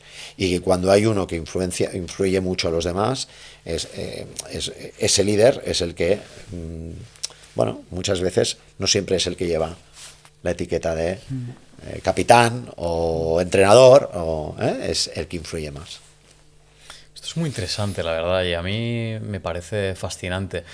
Yo creo que no todo el mundo tiene la misma capacidad para liderar, digamos, pero creo que también, como comentas en tu libro, el autoliderazgo es primordial, ¿no? Aprender primero a liderarte a ti mismo para poder influir en los demás. Sí, el método es esto. Al final, hablábamos antes de deportistas, es lo mismo. Sí. Al final, si no te exploras a ti mismo, la primera dimensión del método EMET es explorarse, ¿no? ¿Qué es explorarse? Es buscar aquellas cosas en mí, ¿no? Que yo puedo dar a los demás, pero que además sé que tengo como fortaleza. Y qué cosas tengo que mejorar, porque todos tenemos que mejorar cosas, ¿no? Al final, ese trabajo introspectivo es la primera piedra del liderazgo. Y si yo quiero influir a alguien, primero tendré que haberme influido a mí mismo. Esto es muy parecido a lo de la PNL que hablabas, ¿no? Como me hablo a mí mismo, es como realmente hablo a los demás, ¿no? Este concepto es muy importante en el liderazgo. Y luego, lógicamente, esos factores motivacionales que yo tengo y que comparto con los demás, ¿cómo puedo hacer para que el otro se empodere? Que es la tercera dimensión. ¿Cómo puedo hacer que el otro se empodere? Porque al final eso lo que va a conseguir es que la dinamización entre todos sea un equipo de alto rendimiento. Los equipos de alto rendimiento tienen características muy determinantes, ¿no? Por ejemplo, la comunicación, ¿no? Cómo se comunican, cómo interaccionan. Entonces, eso es fascinante, como bien dices, y es un tema que a mí también me apasiona, por eso he puesto orden y lo he querido compartir con el libro, porque creo que cuando tú entras en ese sistema de mejora continua, puedes llegar a influir mucho en tu entorno, no solo en equipos de trabajo, sino en equipos de rendimiento o en equipos, que yo a las familias le digo, ¿no? O en las familias, que también somos un equipo, ¿no? Totalmente. ¿Y hasta qué punto, por curiosidad, puede influir el entorno en esa capacidad que tú puedas sacar de ti mismo también, ¿no? En ese autoliderazgo, ¿cómo puede influir el entorno en ti? Cuando es un tema sistémico, como el que estamos hablando de un vestuario, influye muchísimo, ¿no? En el libro explico, por ejemplo, cómo durante tantos años el mejor jugador del mundo de fútbol, como es Leo Messi, ¿no? Ha funcionado tan bien en el Barça y ha tenido tantos galardones, ha sido espectacular verlo jugar durante tantos años, porque no es verlo jugar tan bien, es verlo jugando durante tantos años también, como comentabas, ¿no, Jordi? Es decir, tanto tiempo, ¿no? ¿Cómo lo mantienes? ¿Cómo lo mantienes esto, ¿no? Porque tenía toda una estructura a su alrededor que era ni pintada para él, ¿no? Tenía ahí su Busquets ahí que lo protegía, tenía ahí sus magos del balón como Xavi y Iniesta que lo tenía todo. Tenía todo alrededor. Entonces iba a la selección argentina, ¿no? Y quería hacer lo mismo, y le ha costado muchos años poder triunfar, ¿no? Hasta que no ha tenido un buen entorno. Claro. Allí, no. Entonces, claro que influye al final. Pero también creo que tú también creas ese entorno. Cuando ahora hablas, ¿no? Y cuando ahora se recuerda ese equipo de fútbol, ¿no? Te habla todo el mundo de esas interacciones que habían en el vestuario, de cómo se comunicaban, de cómo era él, ¿no? De cómo habían ciertos líderes silenciosos, que son muchos los que habían, no era. Dices, oye, ¿cuál era el líder de aquel equipo? Es que había muchos, todos aportaban su grano, ¿no? Entonces, al final, creo que sí que influye mucho, pero que tú también generas un entorno para que tu rendimiento funcione, ¿no? Si Leo Messi probablemente no hubiera sido como fue en el Barcelona, el resto no lo hubiera seguido. Por lo Sí, tanto, Leo, es una retroalimentación del entorno con lo que tú también aportas a ese entorno. Leo además tenía como contratado, ¿no? Ahora no recuerdo cómo se llamaba, un hombre que siempre iba con él en todas las plantillas y... O sea, era un... Sí, sí, lo tenía en el vestuario, o sea, no estaba contratado por el club y era como un asesor que lo tuvo Ah, sí, un preparador.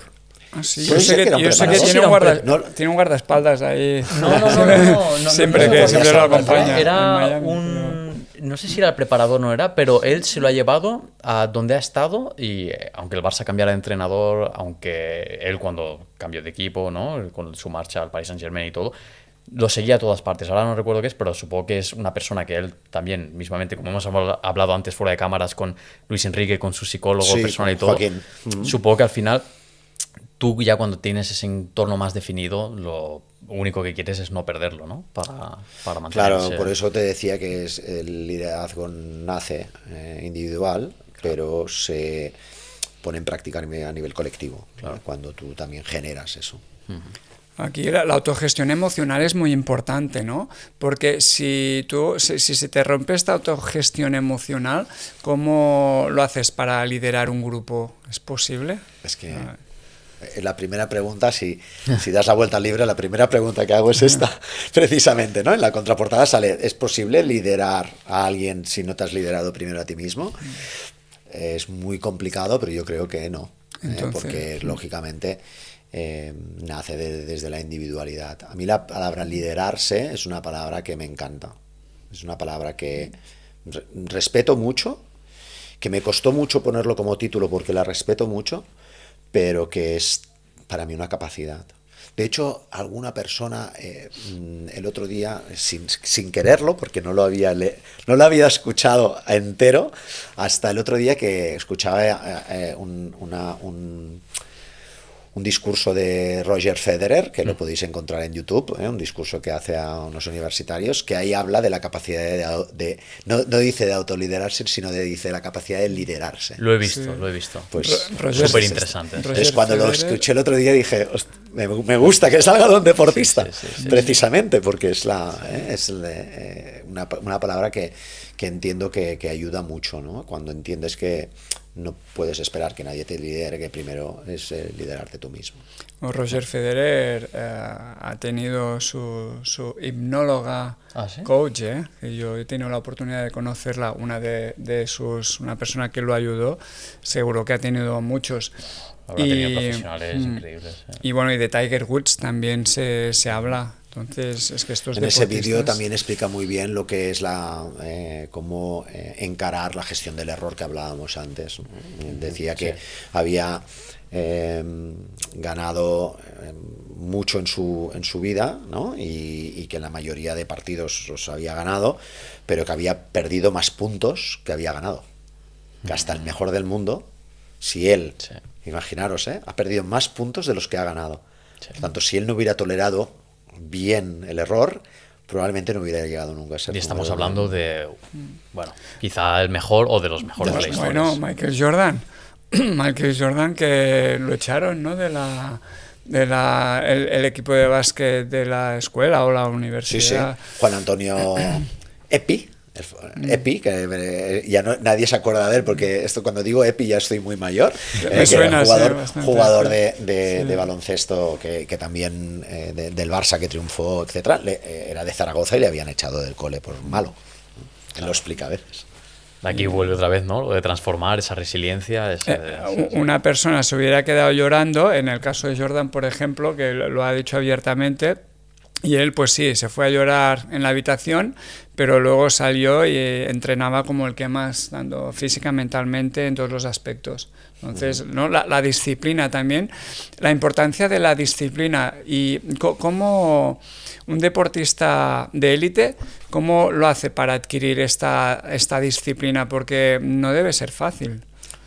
Sí, hablamos de disciplina, ¿no? Del esfuerzo, de la capacidad.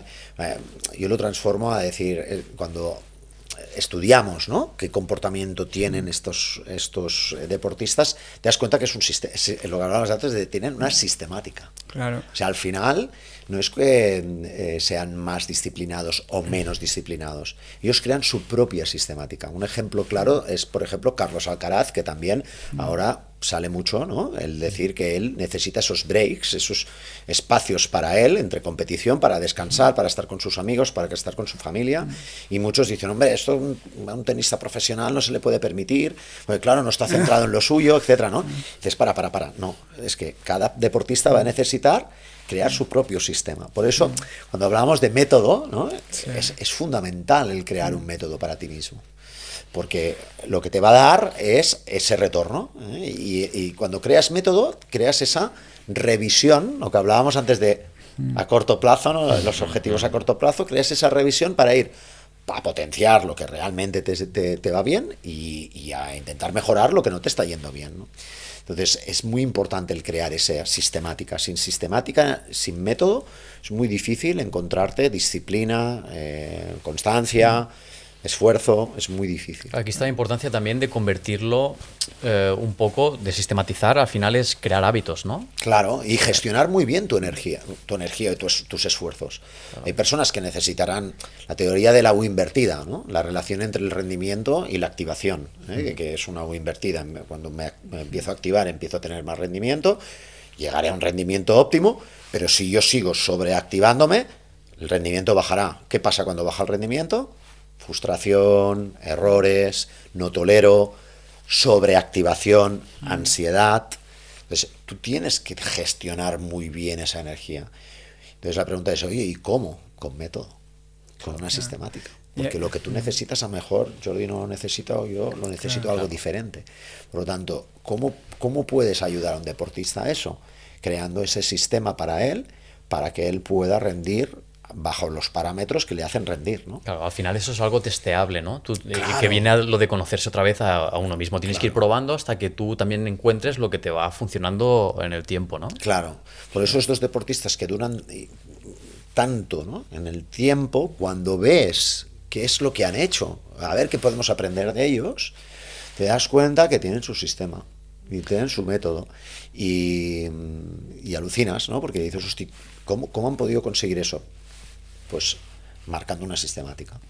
Claro, siendo perseverantes con este sistema, porque aquí no entraría la motivación, porque la motivación, un día estarás motivado y otro día estarás desmotivado, claro. Pero si estás en la élite, o sea, aunque estés desmotivado este día, tú tienes que salir y hacer lo que tienes que hacer para mantenerte. Claro, creas ese hábito, y entonces es como nuestro límbico, ¿no? ¿Qué hiciste ayer? Pues haz lo mismo, ¿no? Claro. Ayer te moriste, ¿no? ¿Verdad? Pues repite, ¿no? Claro. O sea, al final es un poco el crear esos hábitos que te ayudan a tu rendimiento. De hecho, cuando yo he trabajado con personas fuera del ámbito deportivo, y son personas con mucha exigencia, cuando entienden de que la exigencia no es estar siempre a tope, al 100%, es cuando dicen, es verdad. Cuando genero esta invertida en mí y en mi tiempo y en mi energía es cuando estoy mejor. Oye, y cuando estoy mejor además rindo. Ostras, es cuando empiezan a generar esa continuidad en el tiempo.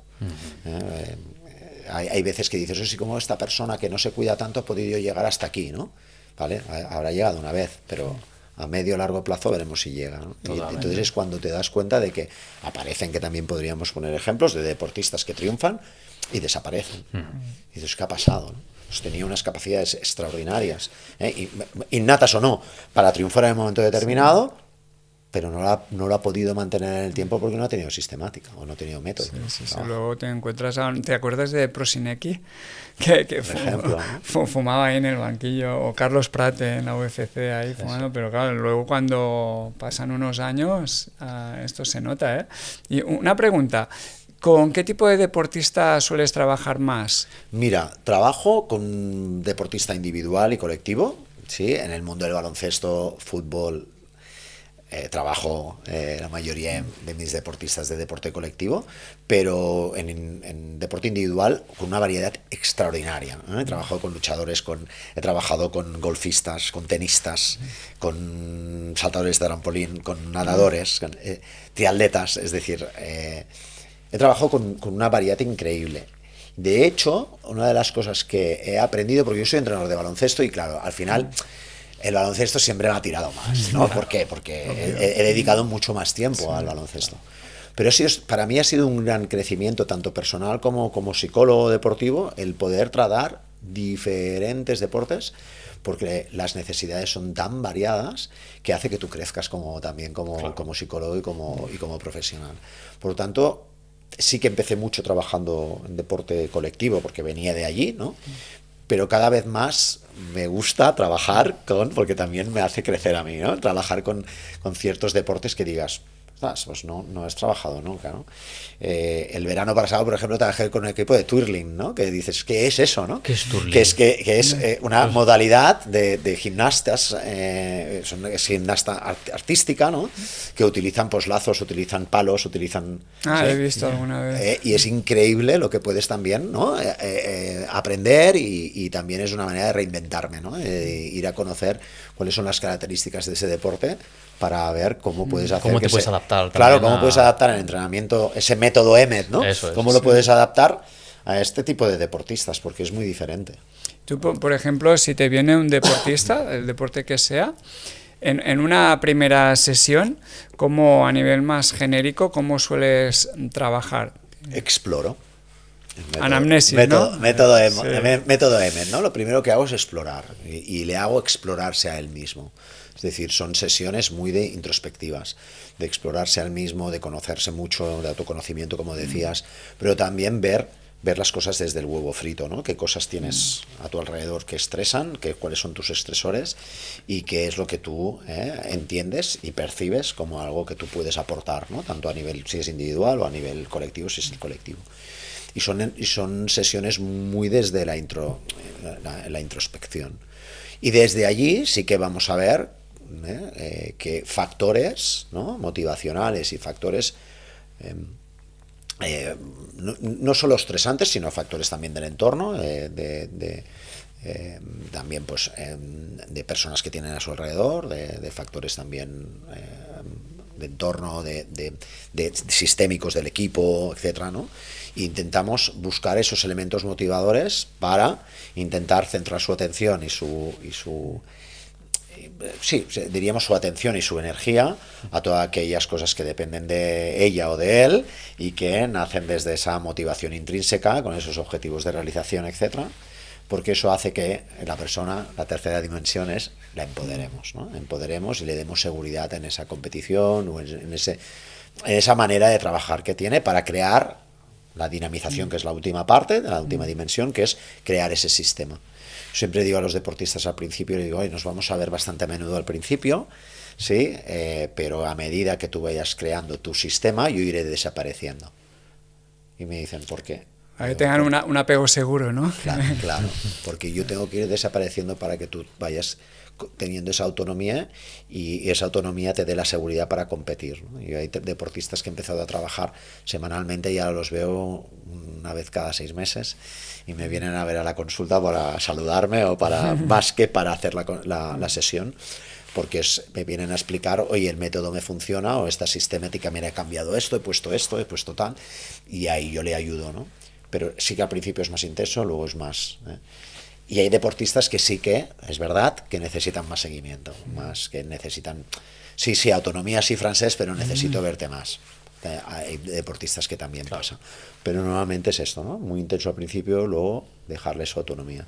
Soy un fiel defensor de que el deportista o la persona al final se ha de autoliderar. Por tanto, si estás tú siempre al lado, como protección, acaba también apoyándose demasiado en ti y poco en él mismo. Que al final también es despertar esa autoconfianza del individuo, ¿no? De cada persona, de ese autoliderazgo. Sí, para mí la variable de la autoconfianza es una de las variables psicológicas del alto rendimiento, como puede ser el nivel de activación, la autoconfianza, la motivación, la atención y concentración.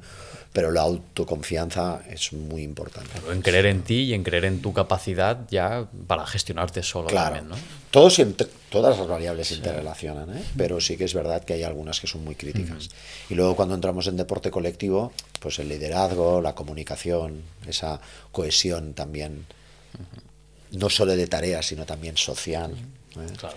Que se ha de trabajar mucho en los equipos, y que se trabaja tan poco, pero que se tiene que trabajar cada vez más. Es multifactores, ¿eh? Sí, sí, Ahí. multifactorial, total. Una de las cosas que dicen, ¿no? Por la que funciona tanto el Barça de Flick actual es por también dicen el buen rollo que hay a nivel de Yo vestuario, creo, ¿sabes? clima, El clima positivo supongo que también es súper importante, ¿no? Sí, sí, además se transmite eso. Entras en un vestuario y se Y lo transmite. ves, claro. Yo la primera vez que entré en un vestuario profesional, me acuerdo que era un equipo profesional de baloncesto, que además la mayoría eran personas que no eran de mi cultura, ¿eh? Y eran personas multigeneracional, pero también multicultural.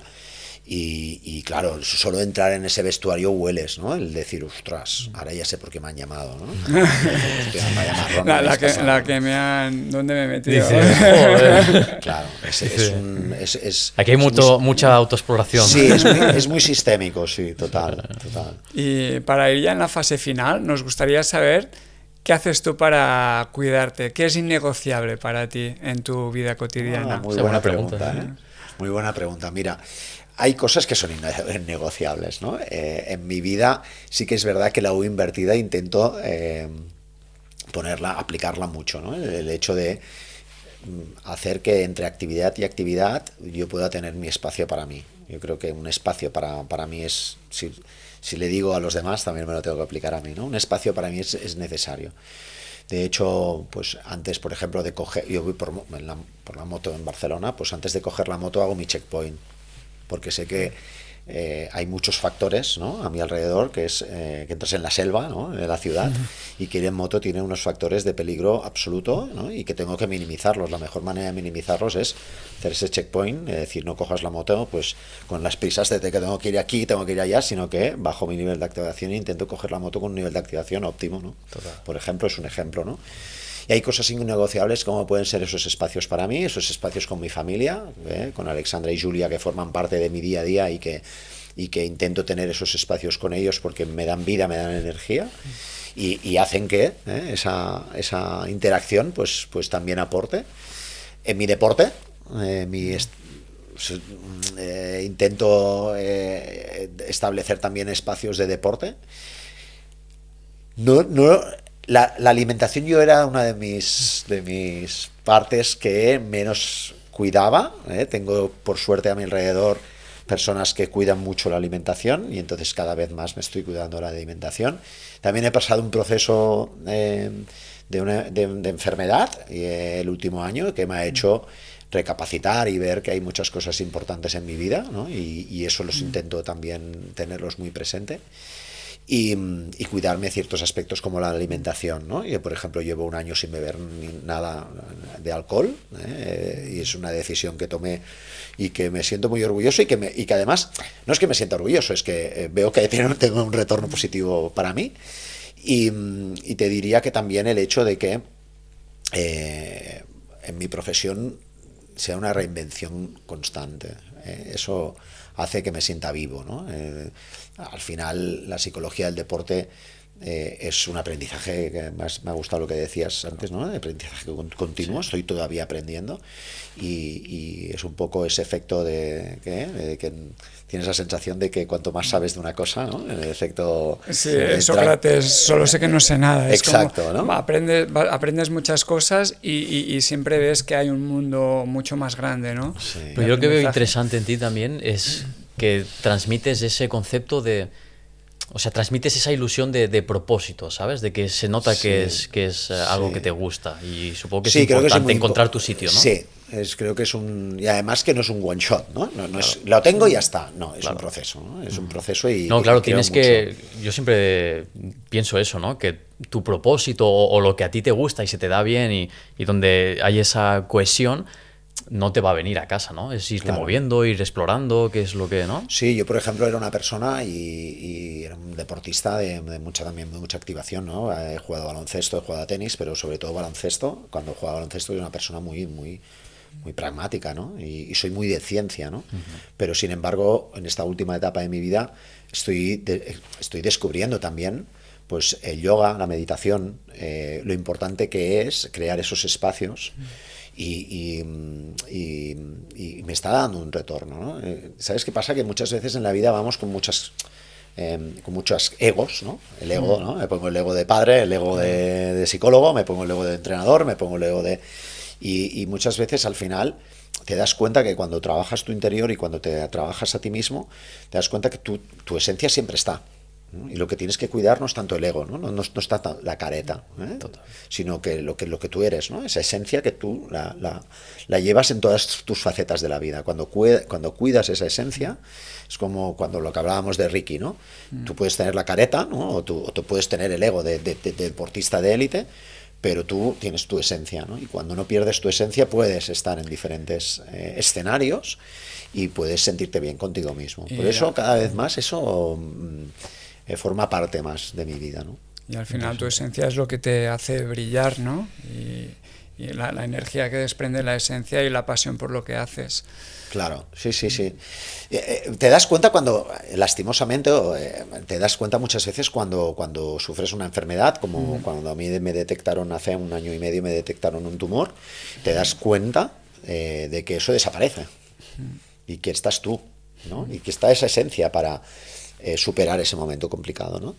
Y eso, cuando no lo has vivido antes y lo vives, es el decir, ostras, vale, pues ahora qué tengo que hacer, ¿no? Volver a mi huevo frito y decir, oye, pues seguir tu tratamiento, afrontarlo, ¿no? Y superar ese momento complicado, ¿no? Eso también es muy importante, el hecho de cuando te das cuenta de que esa esencia es lo que al final te hace perdurar en el tiempo, que decías, Jordi, que me ha gustado mucho, ¿no? Perdurar en el tiempo te va a hacer perdurar esa esencia, ¿no? No la careta o el ego que te estés poniendo en cada faceta de tu vida, ¿no? Yo, como pregunta más filosófica y tal, es importante también, ¿no?, aceptar como parte de la vida y como parte de la carrera de un deportista esos altibajos, y sobre todo que, yo qué sé, si estás triste o en un momento un poco más bajo de ánimo, un poco más deprimido, aceptarlo también como parte de la vida, ¿no? Y no, muchas veces intentamos como bloquear las emociones, ¿no? Como la tristeza, como la ira, la rabia, cuando al final son parte de la vida, y yo creo que lo importante es como integrarlo, ¿no? Y aceptarlo. Claro, lo importante que Pero al final es eso, un deportista, claro, es una persona y tiene que permitirse sentirse. Ahí en el libro hay una frase que pongo importante, ¿no? Que dice, el primero eres y luego eres deportista. Primero eres. Y qué importantes son las emociones, ¿no? El entender que las emociones tienen su significado y que todas las emociones, absolutamente todas, aparecen por algo, ¿no? Aparecen para hacer algo, ¿no? Pues la tristeza, oye, pues para entender ese duelo que hablabas tú antes, ¿no? La rabia, ¿para qué sirve la rabia? Pues para poner esos límites, para defenderte, para activarte. O sea, al final, todas las emociones, cuando las ves desde un prisma de que forman parte de tu vida, no las rechazas. Eso sí que es verdad que cada vez más se está trabajando en las escuelas, y eso es muy importante en el deportista joven, ¿no? Para que entienda que estar triste después de una derrota pues te sirve para poder recapacitar, para poder pensar, para poder autoevaluarte, para poder... Entonces, es muy importante el hecho de que las emociones las vivamos tal como son, y que no las reprimamos, porque cuando las reprimimos, tarde o temprano aparecerán, ¿no? El otro día un deportista me decía, es que no sé controlarme en la pista, ¿no? Es que en la pista no te has de controlar, te has de controlar antes. Has de hacer un trabajo antes para poder en la pista mostrarte de otra manera. Entonces, no esperes que yo te dé estrategias o técnicas para controlarte en la pista. Te voy a dar estrategias para controlarte antes. Porque cuando cambies eso en la pista no reaccionarás como reaccionas. Eso es un trabajo y un proceso muchas veces de romper esas creencias limitantes, pero también el hecho de poder sentir, ¿no? Es decir, tienes ganas de llorar, llora, o tienes ganas de gritar, grita, y si tienes ganas de expresar, expresa. Es muy importante. Y muy importante expresarlo, ¿no? Porque lo que la mente calla, el cuerpo lo expresa después en síntomas. Efectivamente. Hemos hablado de cosas súper interesantes. No sé si quieres añadir algo más o iremos cerrando ya. Yo, bueno, nada más. Yo solo puedo decir que me ha encantado, la verdad. A ver, también porque siempre me ha interesado mucho eso, ¿no? Es decir, ¿qué tiene esta persona que no tenga otro, ¿no? Claro. Y bueno, como deportista para mí ha sido una masterclass Totalmente, así que estamos muy agradecidos. Ha sido un placer conocerte Y igualmente he estado muy a gusto, ha sido Muchas como una gracias. conversación de casa, por lo Muy tanto, guay. encantado de haber estado con vosotros. Y para terminar, siempre dejamos que el invitado especial se despida mirando su cámara. Muy Así bien. que con nuestro agradecimiento te dejamos cerrar el podcast. Muy bien. Pues nada, ha sido un placer estar en el podcast de Jordi y compartirlo con vosotros. Espero que os hayamos aportado ese granito de arena para que podáis establecer esa metodología en vuestra vida o esa sistemática que os ayude a ser mejores personas, porque mejorando como personas mejoraréis como deportistas seguro.